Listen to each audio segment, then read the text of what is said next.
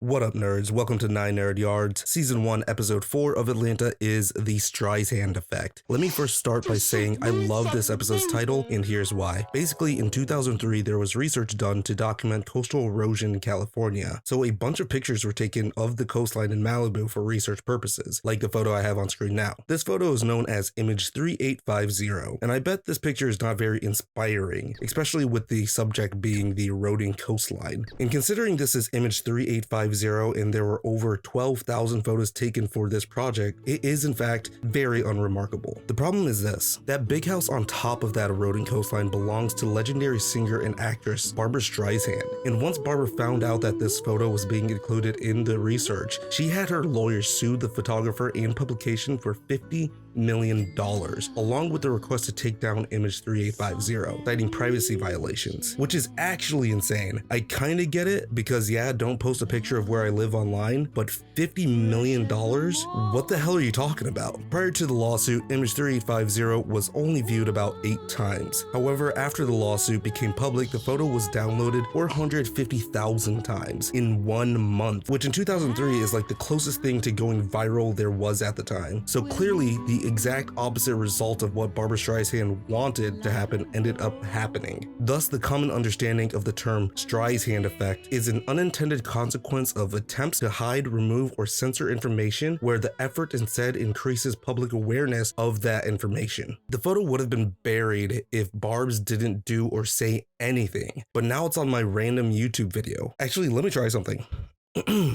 I don't want anyone to like and subscribe or watch this video actually. I don't want the YouTube algorithm to push my video so it's seen by a bunch of people. That would be the worst, wouldn't it? Absolutely terrible.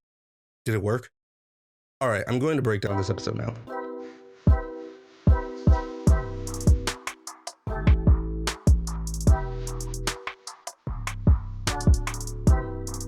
This episode starts off with Earn and Al hanging out after a show when this dude Zan rolls up trying to slide with them. And I mean literally rolls up. My guy is on a hoverboard. And I gotta say, Zan is one of my favorite Atlanta villains because he has no shame. He's wearing a hat tagged with Zansexual. His Instagram meme page is called Zanlivesmatter. Zan wants to collab on a song or a shirt. Oh, and he also makes baby sneakers for adults. What does that even mean? Yo!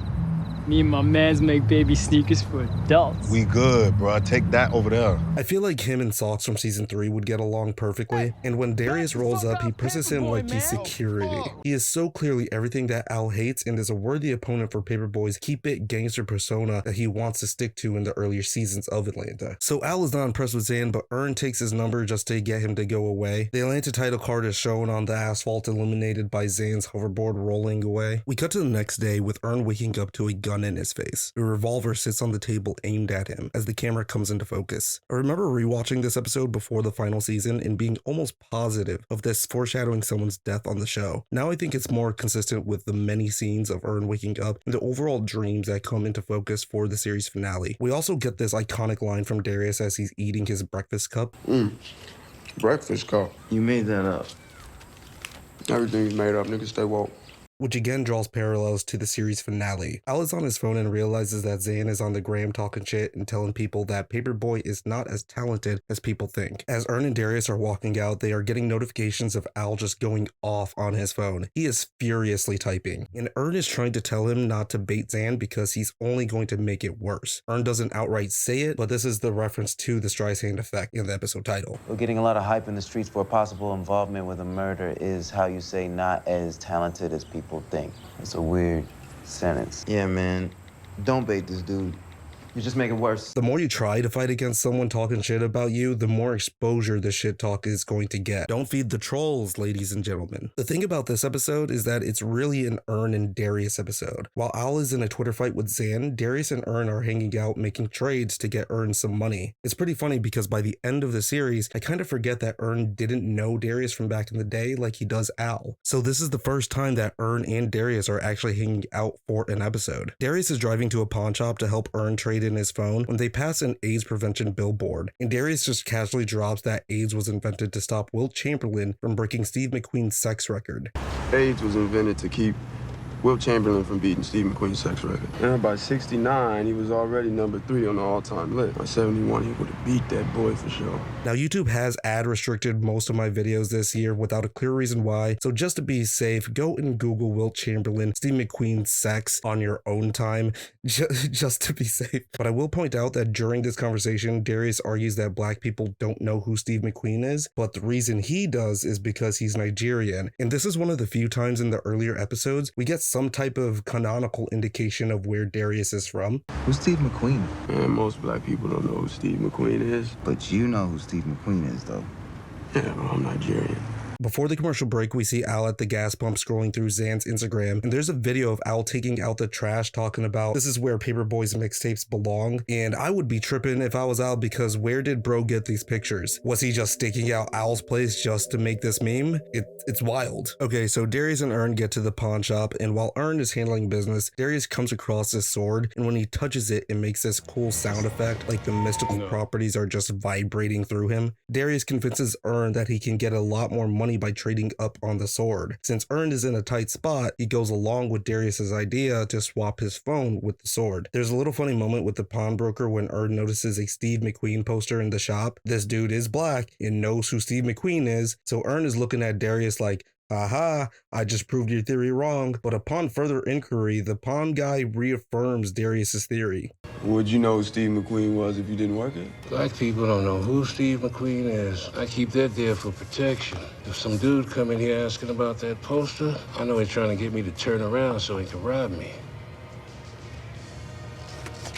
This joke is brilliant because it has such a random setup and a ridiculous payoff. Like, not only did Darius prove himself right, Ern also put himself in a situation where this dude probably thought Ern was trying to rob him. It's hilarious. Like, this dude does not turn around at all. He's on it. I wasn't trying to rob you.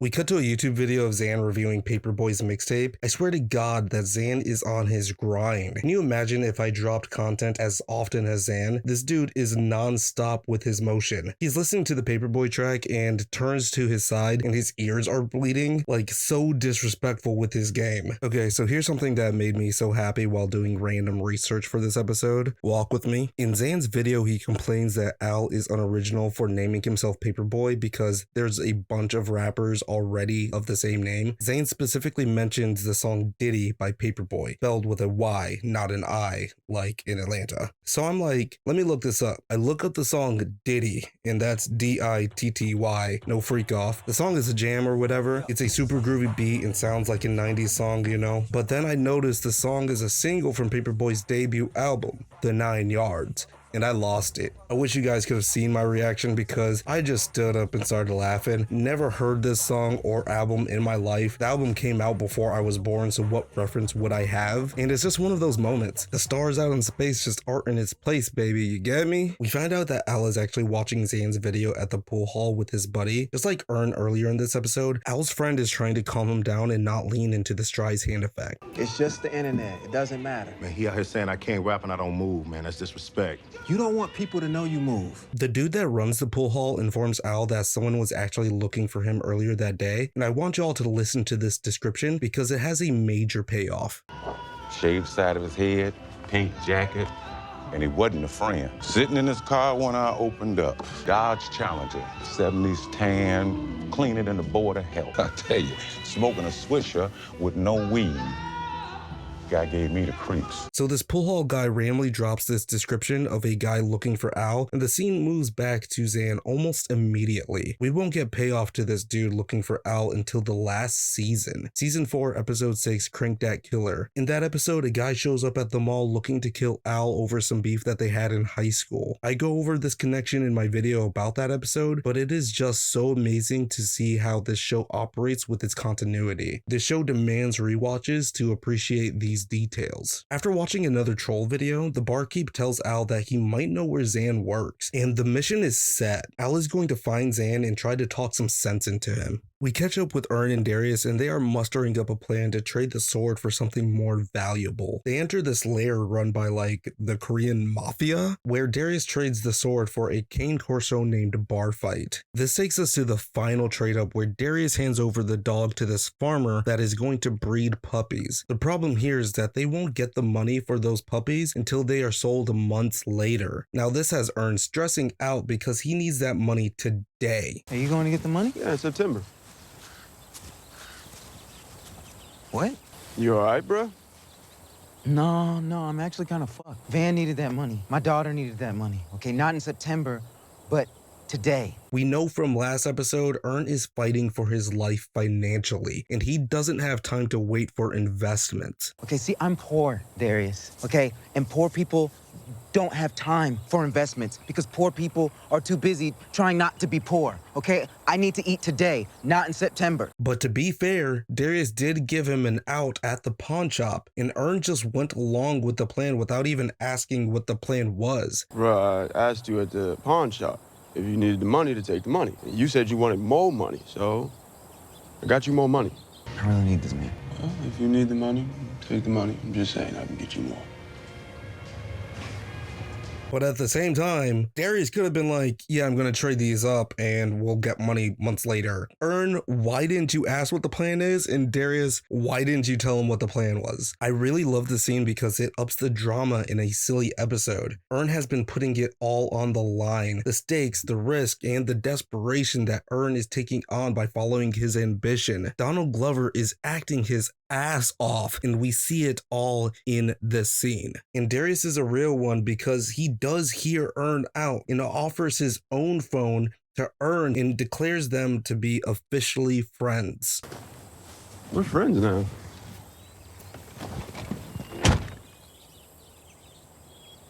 So after getting info on where Zan works, Al sneaks him on the street. Apparently Zan works delivering pizzas. And I love this scene because Al walks up to Zan, knocking off his hat, trying to intimidate him, and Zan plays it cool by immediately putting on another hat he had in his back pocket. Like, it is so fucking smooth.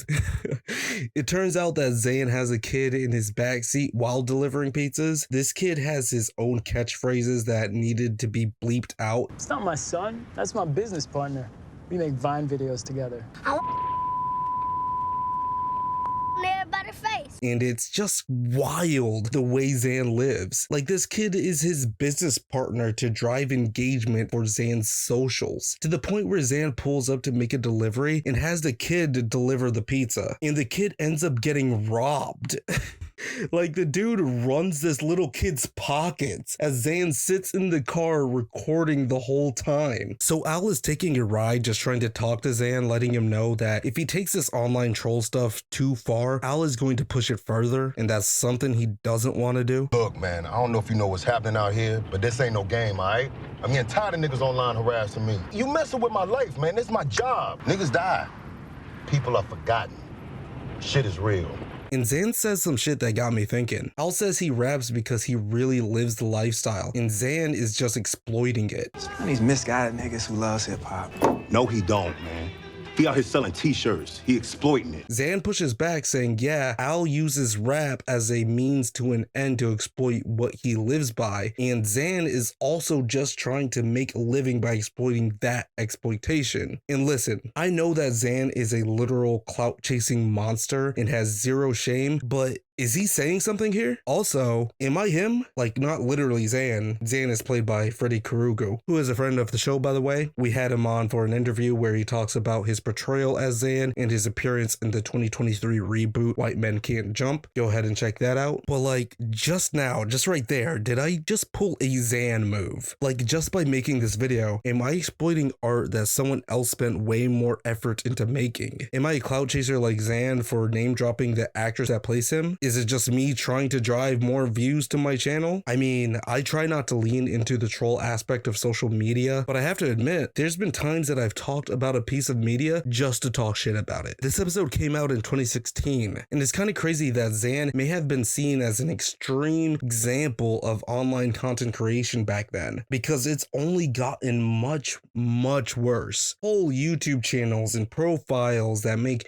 real ridiculous amounts of money just doing this exact same bullshit over and over again, and it's everywhere. And with the trend of AI taking over the mainstream discourse, it's become way easier for someone to lean into that type of content. So this dialogue actually got me asking myself, wait, is this fucking play about us?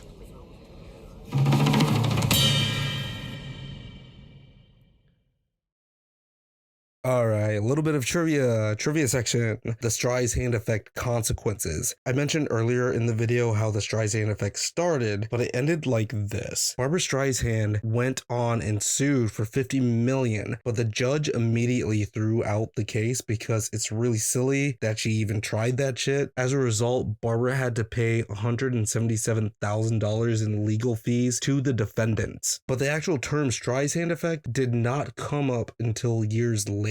The term was coined by this guy named Mike Masnick when he was writing a blog for urinal.com. It's a site dedicated to pictures of urinals.